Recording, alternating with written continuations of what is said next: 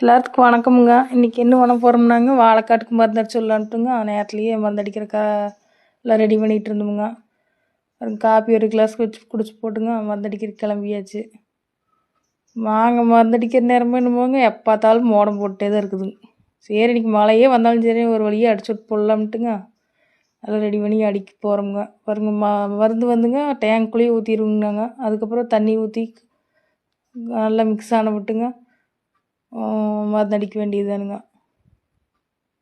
காலையில் நேரத்தில் வேலைக்கு போகிறக்குள்ளேயேங்க எல்லாம் அடிச்சு விட்டு போட்டு போயிடுவாருங்க. மருந்து அடிக்கிறதுக்கு ஆள் கூப்பிட்டாலும் வரதில்லைங்க. பாருங்க எப்படி பில்லு ஏறி கிடக்குதுன்னு பாருங்க. நூறுங்க பில்லு ஏறி கிடக்குதுங்க. 3-4 டைம் களை வெட்டியாச்சுங்க. 3 டைம் மருந்து அடித்தாச்சு. பில்லு மோய் வேணான்ட்டு திரும்ப திரும்ப வந்துட்டுருக்குதுங்க. வாழை எப்படி வெட்ட போகிறோம்னே தெரியலிங்க. இப்படி பில்லு வந்தால் என்ன பண்ணுறதுங்க? எப்படியோ நான்